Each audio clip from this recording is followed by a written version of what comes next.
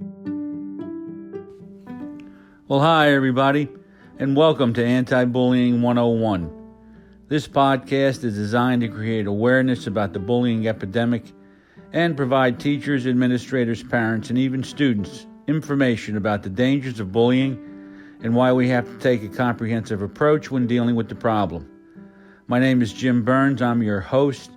I'm a retired high school administrator with over 40 years of experience in education. Currently, I'm a college instructor, and I've designed the Bully Proof Classroom, a graduate course that provides my students with permanent help, not temporary relief, as they battle the bullying epidemic. Enjoyed the podcast, everybody.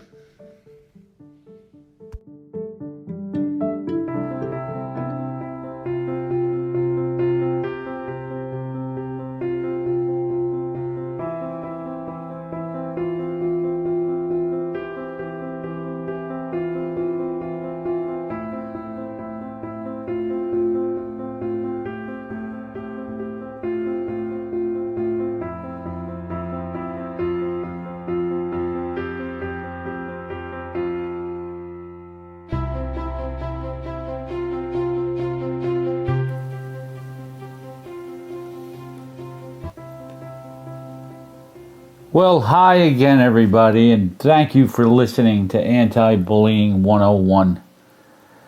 You know, we are trying to cover so many topics in this podcast that you never seem to run out. You never seem to run out.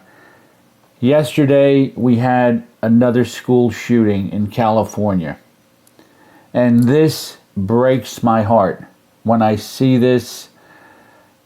Someone could be that angry, that upset.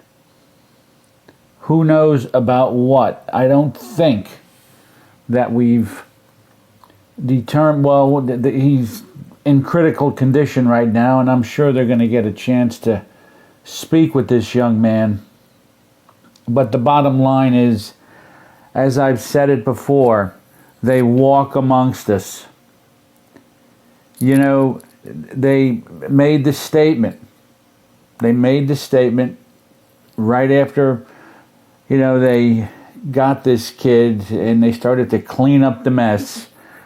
They make the statement that he always seemed like a troubled kid.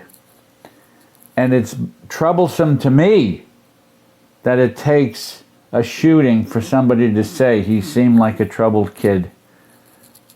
Why can't they get to these kids before they decide to take out their anger on a group of innocent people? And truthfully, it's something that we almost see it today as commonplace. A school shooting, another school shooting. Something goes wrong in a church or in a movie theater, and we really get ourselves almost numb to it. And my fear is that we start to view it as the new normal. And we have to start to really addressing the victims of bullying. I'm sure this kid was bullied.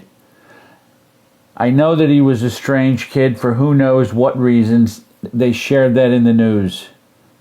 But the bottom line is, somebody needed to get to him before he decided to act. And it's the trauma-informed classroom.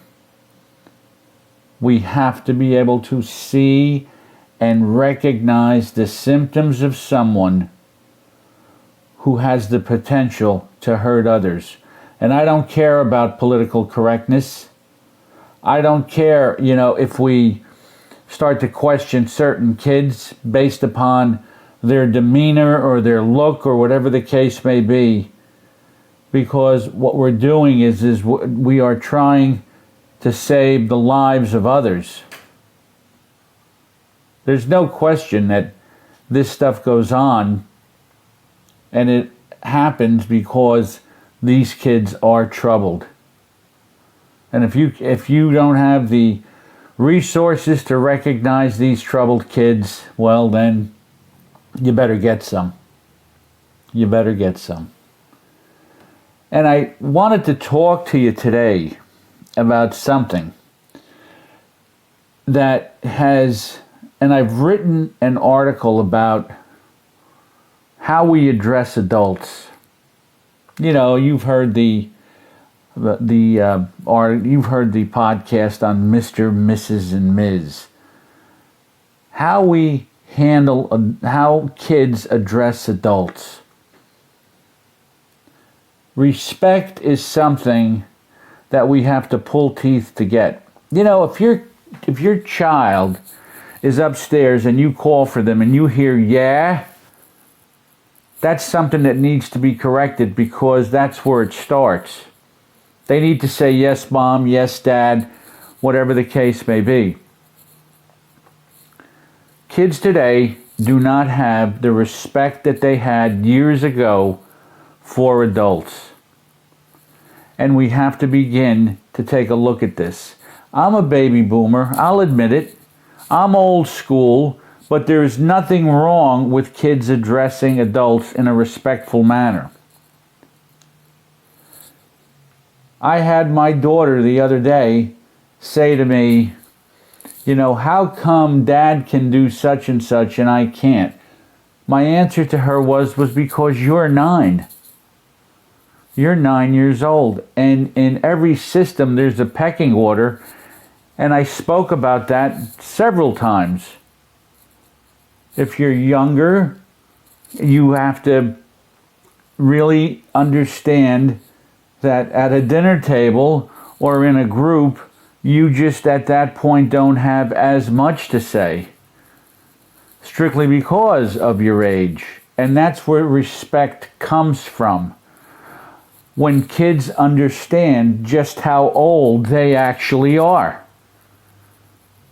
and where they fit in to a family or to any system, to a school, to a church, whatever the case may be. Now I'm going to give you a story that I want you to really listen to and understand. It was an incident that occurred between me and my dad when I was probably 10 or 11 years old. And I want you to realize how he handled it. And I will admit, sometimes he went, you know, he started to really, when he got upset with you, he wouldn't let go of it. And he would keep hammering away on and on and on, you know, and so on. The bottom line with all this is he wanted to make sure that you understood it. He wanted to make sure that there was an understanding of what you did wrong and what you need to do to get it right. Because he wasn't going to put up with it. He wasn't putting up with it. And guess what?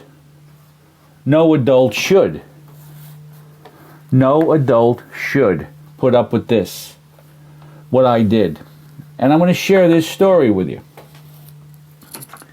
Now, my parents owned a bar. And from the time I can remember, which was probably, I was about 4 or 5 years old, I spent time sitting on a bar stool. Most kids were out playing with their friends or some toys, or they were looking for ways to entertain themselves. I was always talking to strangers and playing with beer boxes. Now, it did have its advantages. You know, we had our own business, and as I got older, I had a built-in job, and I really learned how to speak with adults. And in my instance, I always had to agree with them because you didn't want my father to lose a customer. Always polite, always considerate, never giving anyone a hard time. But of course, I learned how to curse like a sailor at a very young age and got a taste of beer when I was about 8 or 9 years old. Now, this place had characters that were both humorous and sad at the same time. And I always thought that it was normal for a guy to spend 4 or 5 hours drinking at the end of a workday before they went home. And many times, as I grew older and I became more entrenched in this business, I would drive some guy home who was too drunk to drive. And when I got him home, I found out why he spent that amount of time in the bar after work. Because his wife was less than happy to see him when he got there. Not because he was drunk, but strictly because she didn't like the guy that she was married to. Now, one of the things that I enjoyed as a kid was the fact that there was always cash around. And I would ask my dad for a dime or a quarter, and he would either reach into his pocket or into the till and hand it over. Well, one warm summer evening around 5 o'clock, I asked my dad for a quarter. And to my surprise, he said no. I asked him again, and he said no. And then I finally said, "Come on, Dad, please." But he wouldn't give in. And I got about as mad as a 10 or 11-year-old could get, walked out, and as I'm walking out of the bar, I passed 4 customers sitting at the bend in the bar right by the door. And as I walked out, I said, "Cheap." Now, as soon as I said this, I knew I was in trouble. And I had at that point, I'm trying to think of words that sounded like cheap that I could use to try and convince him that he just heard wrong. Then I had to find a way to get back in without him seeing me. And there was only one way in, and that was through the bar. Well, I rode my bike for a while, and then I decided to try and get past his blockade. When I got back to the bar was closed. The bar that was open 364 days a year, we were closed on Christmas, was closed. He locked the door and made me knock to get in. I knocked on the door and he opened it. I asked him to hold the door open so I could bring in my bike. And he stood there and he grabbed me by the arm and said to me, "What did you say on the way out of here?" My father was great at asking questions that he had the answer to. He knew what the answer was. And I told him. I said, "Cheap." Well, the grip on my arm got a little tighter, and he said to me, "After all the nickels, dimes, and quarters I've given you, you call me cheap?" I said, "Sorry, Dad." He then loosened his grip and told me to go upstairs. We lived over the bar. My dad took a break around 7 o'clock for dinner and took a nap until around 9. That's when he went back downstairs to work. At around 8:30 in the evening, I learned the biggest lesson of my life. He called me into his bedroom and sat me down. And he said to me, "Do you know why I locked the door to the bar after you left?" And I said, "No." He said to me, "After you left the bar, the 4 guys who heard what you said started talking about you and what an ungrateful and selfish kid you were. And I couldn't take it. And I had to put him out." He just got sick of hearing them talk like this about me, his son. You see, my father put those guys out in defense of me, and because he felt the ache in his heart that he couldn't bear. My dad used my own stupidity as a time to teach me that I can't say anything I want. And he wanted me to understand that whether or not I think anybody else hears my comments doesn't matter. Somebody hears and starts to develop a perception of you, me, as a person. I never forgot this lesson. See, when I left, I thought those guys would ride my dad on what a cheapskate they thought he was, because he wouldn't give me a quarter. I was so wrong. I was so wrong.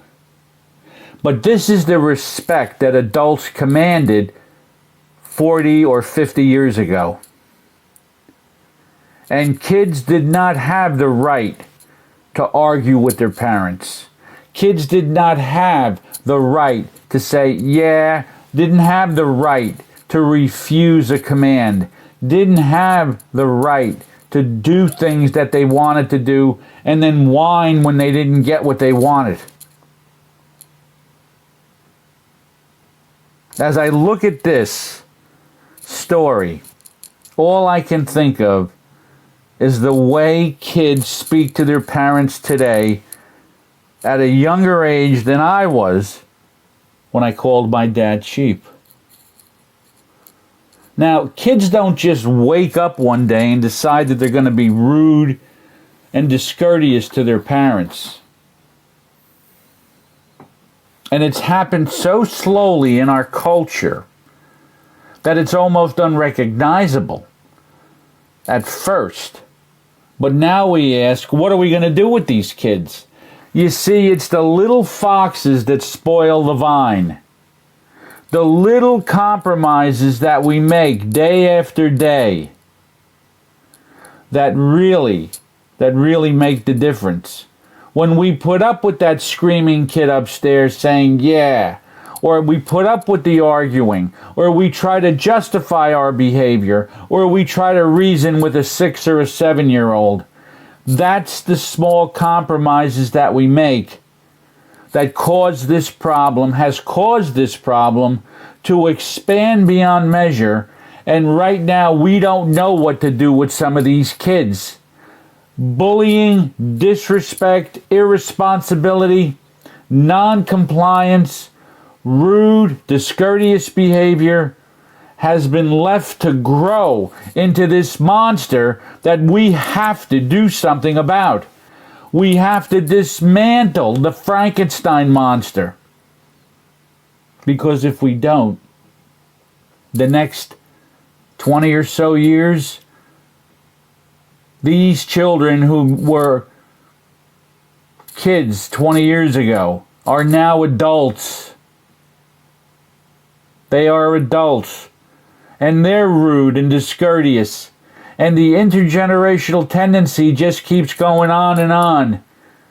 And by osmosis, it almost gets passed on to the next generation. And we have to do something now. And it starts with the small stuff. And we have to put in place consequences that make a difference. Kids go into school each day with these attitudes, and the teachers have to deal with it. And they're starting to see it as the new normal.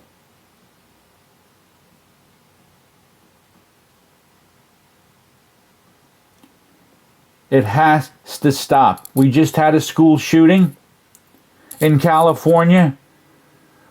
How do you think that 15-year-old boy treated his parents or others? Did he ignore them? Did he say, I'm done talking? Did he say, I don't want to talk to you anymore? Was he rude and discourteous? Probably. And he was left to himself and he got away with it. And before you know it, the anger and the rage just grew. I called my father cheap in front of his customers when truly he wasn't cheap. He was generous to a fault. But you know what happened? I ended up feeling cheap, and deservingly so. Because when he was done with me, I felt small. I felt embarrassed. And believe it or not, I had a healthy fear of my dad, which is where kids need to be. The fear, not of punishment, not of being physically struck or hit or anything else, a fear of disappointment. That you did something that he never would have expected. And he felt the ache in his heart because he was so disappointed in his son that he had to close a bar that he never closed but once a year.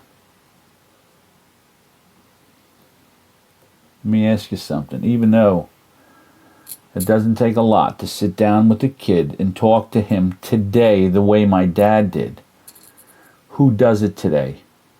And does anybody take the time anymore to really instruct their children on the qualities of respect? And do they take the time to encourage responsibility? And do they have the right consequences to foster compliance? And do they have the right attitude? And are they doing what they're told when they're told to do it with that right attitude? Something to think about, folks. Something to consider as you move forward, either with your own children or with kids in your classroom. Don't take the small stuff. Don't take the small stuff. Discipline the small stuff so you don't have to deal with the big stuff later on down the road. My name is Jim Burns. You've been listening to Anti-Bullying 101, and I thank you for being my listeners. Please go to my website, www.bullyproofclassroom.com. There's a host of things there that you can purchase. I leave the link right on the episode description. Also, if you get to the website or right in the episode description, please donate.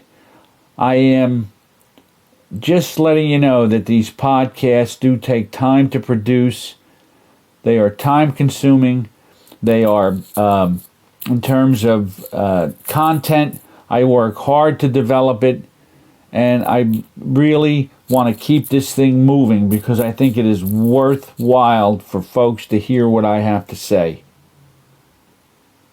Take the time. Take a look at the website. Plenty of products there. Donate if you can. $1, $2, whatever it takes. Once again, my name is Jim Burns. Today is November 15th, 2019. You know, it's a beautiful day outside. I'm going to get ready and go blow leaves a little bit to clean up my yard. But I want everyone to know, as beautiful as it is outside today, we all carry our own weather around with us.